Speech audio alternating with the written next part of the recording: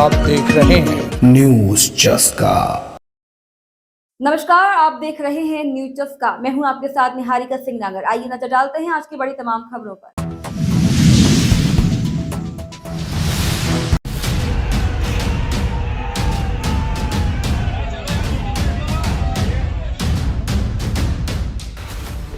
राजधानी भोपाल में लगभग 100 वर्षों पुरानी भदभदा बस्ती को एनजीटी के आदेश पर नगर निगम एवं प्रशासन द्वारा हटाए जाने की कार्यवाही की जा रही है। तत्काल मौके पर पहुंचे पूर्व मंत्री विधायक पीसी शर्मा ने संबंधित अधिकारियों से चर्चा की। वहीं मौके पर हालात की गंभीरता को देखते हुए किसी भी बाहरी व्यक्ति या मीडिया को मौके पर नहीं जाने दिया जा रहा है। चप्पे चप्पे पर पुलिस का पहरा लगा हुआ है।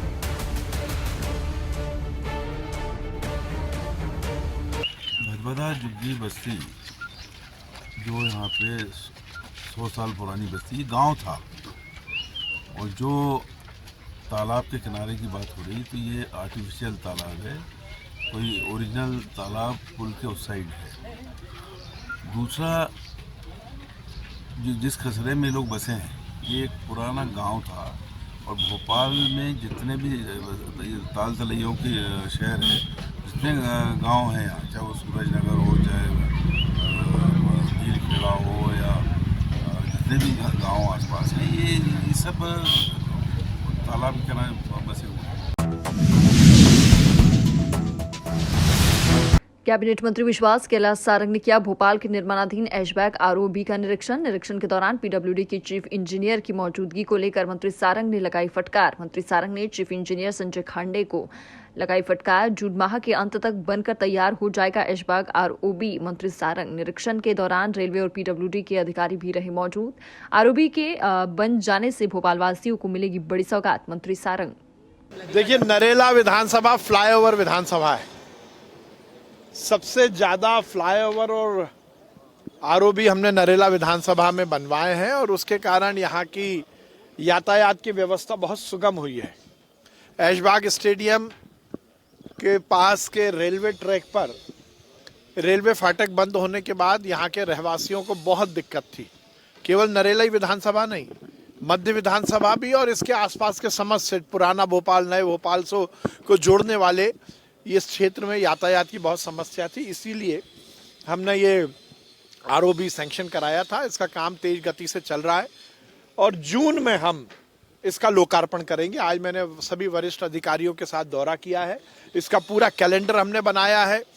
पियर कब डलेंगे, स्लैब कब होगी, गर्डर कब लगेंगे, क्योंकि ये दोनों विभागों का काम है। एक तरफ रेलवे भी है रेलवे ट्रैक पर, और उसके आसपास के क्षेत्र में पीडब्ल्यूडी ये काम कर रही है। तो दोनों विभाग के अधिकारियों के साथ आज मैंने दौरा किया है, और मैंने जून तक का समय दिया है। जून तक ये बनकर तैयार होगा। कांग्रेस प्रदेश अध्यक्ष जीतू पटवारी का बयान: लगातार कर्ज लेने तय पर सरकार को घेरा। सरकार लगातार कर्ज ले रही है। सवाल ये उठा है कि सरकार कर्ज लेती है तो उसका करती क्या है। 38,000 करोड़ से ज्यादा केवल सरकार को ब्याज देना है। आज मध्य प्रदेश के हर परिवार में आर्थिक अराजकता है। कांग्रेस किसानों के साथ है। लोकसभा चुनाव में हम किसानों को एमएसपी बढ़ाने की गारंटी देंगे। हम किसानों और कार्यकर्ताओं के साथ मिलकर हर तुलाई केंद्र, ब्लॉक और मंडल स्तर पर प्रदर्शन करेंगे। सांसद विधायक बिक गए, पूरा देश देख रहा है। देश के 70% लोग ईवीएम को लेकर शंका में हैं। 5 सिद्धांतों को लेकर 2 तारीख से भारत जोड़ो न्याय यात्रा एमपी में आ रही है। मेरा सवाल, मैंने पूरा वक्तव्य कहा तो मैंने अनुरोध किया था इस बात का कि लगभग 38,000 करोड़ रुपया 1.5 से 2.25 लाख करोड़ रुपए के बजट में ब्याज की अदायगी में जाता है या देनदारियों में जाता है। हमारी सरकारी संपत्तियां सरकार बेच रही है, रोज बेच रही है। हमारी मध्य प्रदेश में विभाग बन गया, तो प्रदेश के सामने ये सवाल तो है कि आपने ये कर्ज लिया तो किया क्या। आपने न 2700 के दाम दिए, न 3100 के दाम दिए, न बहनों को 3,000 दिए। तो कर्ज जा कहाँ रहा है? विज्ञापन में जा कहाँ रहा है? मैनेजमेंट में जा कहाँ रहा है? तनख्वाह में। तो ये सवाल तो एक विपक्ष का दायित्व है, और रही वो सरकार का सवालों पे जवाब देने का धर्म है, विपक्ष का सवाल करने का धर्म है, पत्रकार का सवाल करने का धर्म है। मेरा जो पॉलिटिकल आदमी है, राजनीतिक व्यक्ति, उसका धर्म है सवालों के जवाब दे। धन्यवाद। मध्य प्रदेश सिख समुदाय द्वारा अपने समुदाय के एक प्रतिनिधि को लोकसभा चुनाव में टिकट देने की मांग को लेकर आज प्रेस कॉन्फ्रेंस रखी। बीजेपी से कहा कि जबलपुर लोकसभा सीट से उनके समुदाय के हिरेंद्रजीत सिंह बब्बू को टिकट दिया जाए। सिख पंचों ने सामुदायिक रूप से कहा कि बब्बू को सामाजिक जीवन का लंबा अनुभव है। वे पूर्व विधायक और मंत्री रहे हैं। हिरेंद्रजीत सिंह को अब जबलपुर लोकसभा से बीजेपी टिकट देकर समाज और लोकसभा का प्रतिनिधित्व करने का मौका दे, जिसके लिए संपूर्ण सिख समाज उनका आभारी होगा। सबका हार्दिक अभिनंदन है। आप अपना बड़ा कीमती समय निकाल के पहुंचे हैं।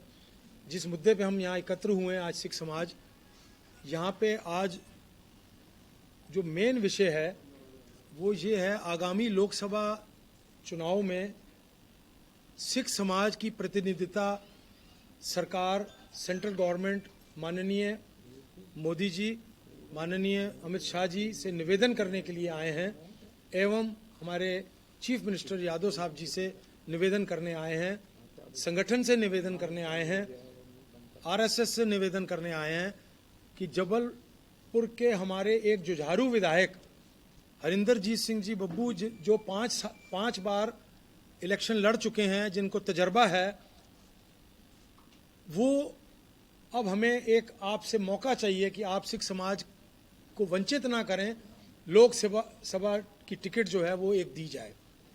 इसमें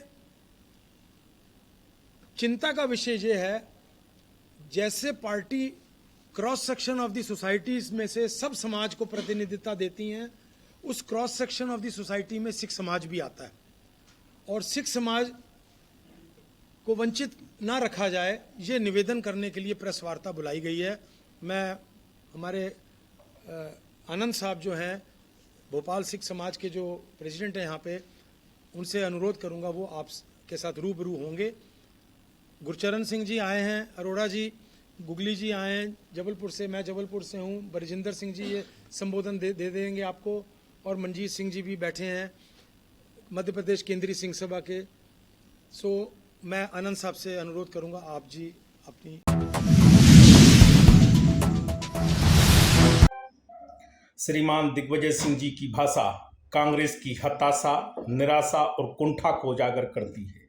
ये भाषा वही है जो महिलाओं का अपमान कर रही है अपने शब्दों से। ये भाषा वही है जो देश की अस्मिता के साथ में खिलवाड़ करती है। इनके शासन काल में लगातार घपले घोटाले होते रहे और तमाम प्रकार के एनपीए के नाम पर लाखों करोड़ रुपया जनता के लूट लिए गए। उनको वसूलने का काम, उनको कानून बनाकर रोकने का काम प्रधानमंत्री माननीय नरेंद्र मोदी जी की सरकार ने किया। ये भगवान श्री राम के भव्य मंदिर और राष्ट्र की भव्यता को लेकर ये कुंठित हैं, ये हताशा के दौर में हैं और यही कारण है कि बिखरती टूटती कांग्रेस में ये कुंठित भाषा उजागर दिग्विजय सिंह जी कर रहे हैं। फिलहाल आज की खबरों में इतना ही। आप बने रहिए न्यूज़ चस्का के साथ।